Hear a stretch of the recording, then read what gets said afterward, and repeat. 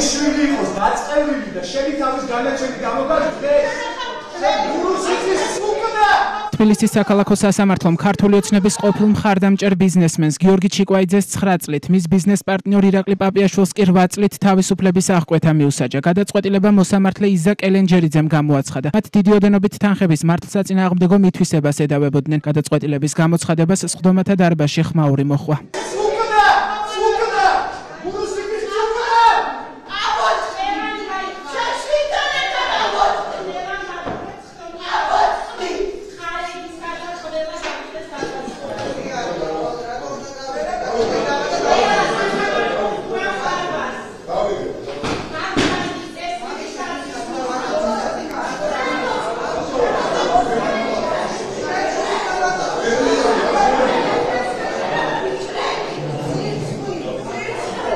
მოსამართლე კელენჯერიძის გადაწყვეტილება დარბაზშივე გააპროტესტეს გიორგი ჩიკვაიძემ და მისმა დედამ ეკაწერეთელმა. ჩიკვაიძე სასამართლო პროცესს გადაწყვეტილების გამოცხადების დროს შეუერთდა. ის სხდომათა დარბაზში ეტლით მიიყვანეს. სხდომას თავიდანვე ესწრებოდა ირაკლი პაპიაშვილი, რომელიც დარბაზშივე დააკავეს.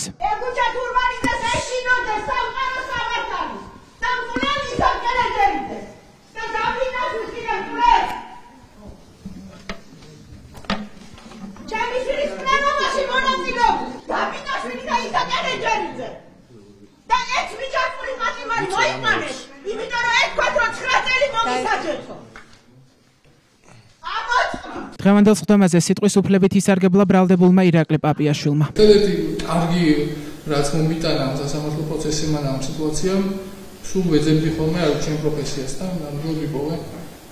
ჩემთან დანარჩენ ცხოვრებას გავატარებ იურის კურსიაში და ეს ბას სხვა არ ვიცი დამატებით რა უნდა ვთქვა, ცალსახაა ყველა დოკუმენტაციით როგორ დანაშაულო. არანაირი ბრალი არ მithვის, არანაირი თანხა არ მიმითვისებია და არც არასდროს როგორც ამ კონკრეტულ ადამიანებთან, ასევე სხვა ადამიანებთან, ვისაც რაიმე შეფეთა ჰქონია ჩვენ კომპანიაში მეურთიერთობა არ ჰქონია. ქართული ოცნების ყოფილი მხარდამჭერი ბიზნესმენი გიორგი ჩიკვაიძე თავს დამნაშავედ არ მიიჩნევს და ამბობს, რომ 2022 წელს ანტისახელმწიფოებრივი დავალების შესრულებაზე უარის თქმის შემდეგ ივანიშვილის რეჟიმი მას პოლიტიკურად დევნის. ის ბოლო რამდენიმე პროცესს ვერ დაესწრო, რადგან მოსამართლე იზა კელენჯერიძემ 17 აპრილის სხდომიდან სასამართლოს შეურაცხყოფის მოტივით გააძევა. ჩიკვაიძე დაპატიმრების შემდეგ პროტესტის ნიშნად 30 დღის განმავლობაში შიმშილობდა, რამაც მისი ჯანმრთელობის მდგომარეობა დააზიანა. მას აქვს ეჭვი, რომ ციხეში მოწამლეს, რის შემდეგაც მისი თქმით ეტელს მიეჯაჭვა და ცალთვალში მხედველობა დაკარგა.